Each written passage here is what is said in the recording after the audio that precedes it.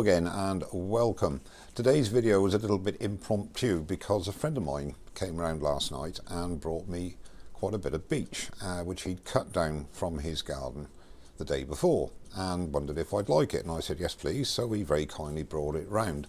It includes branches of about 2 or 3 inches in diameter and 4 inches and some trunk which I've cut into a crotch piece which I'm going to wet turn for a bowl. Basically it's going to be a bit awkward, but we'll see how it goes and I'll show it to you in a second.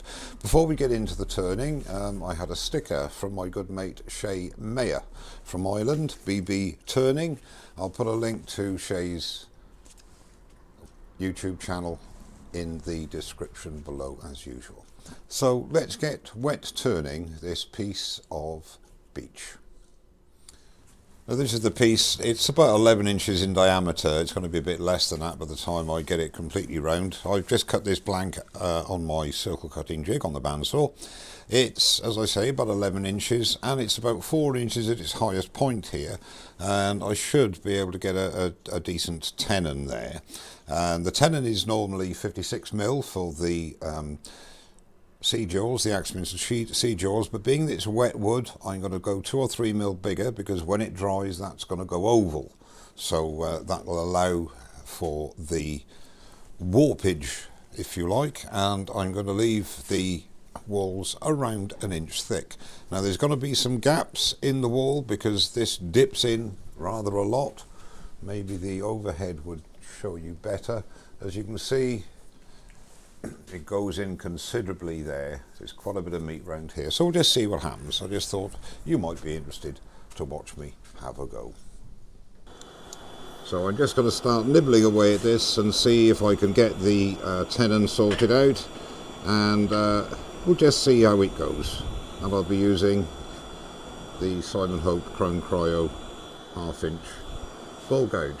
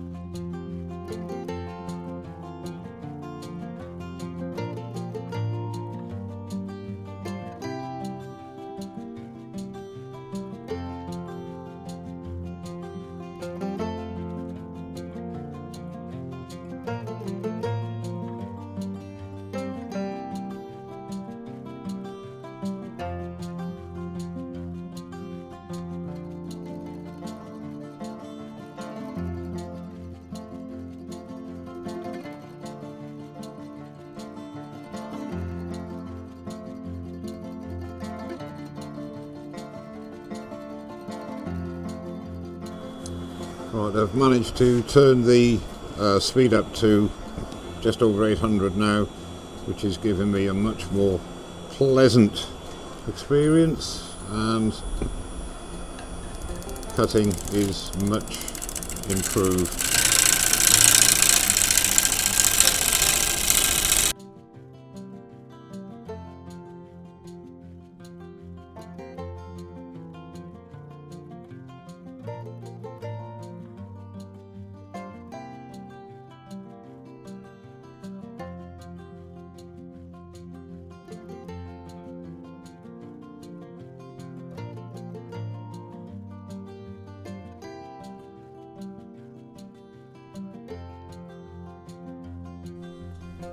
Another thing worthy of note here is always when you're doing wet turnings like this, put some wax or some dry lubricant on your bedways, and that'll stop it rusting then, and always clear it away.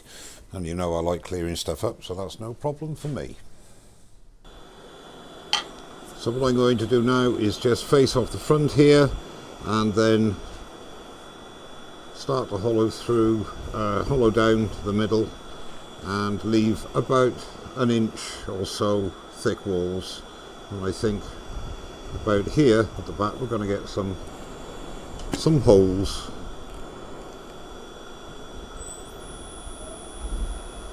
So again, just under 850 revs, keep out of the line of fire. Don't loosen up your tool rest, you want to tighten it up. Make sure everything's nice and tight, and it needs to go up a little bit. And just face off that front. Just a pull cut, nice and gently, drag it across the surface.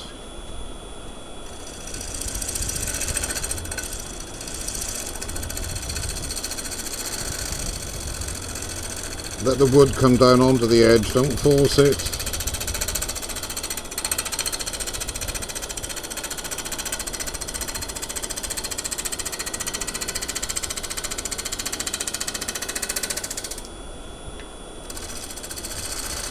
Handle quite way down.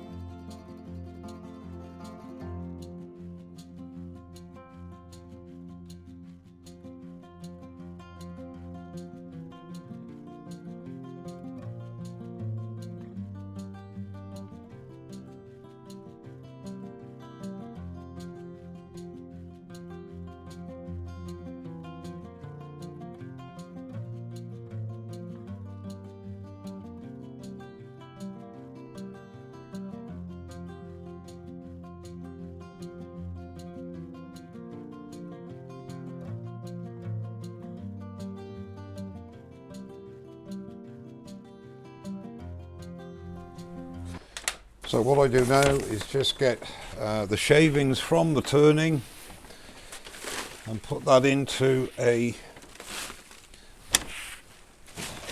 brown paper bag. Any bag will do, as long as it's covered. And then take the bowl out and just fill it with shavings from the turning. That in the bag, and then literally just fill the bag with shavings.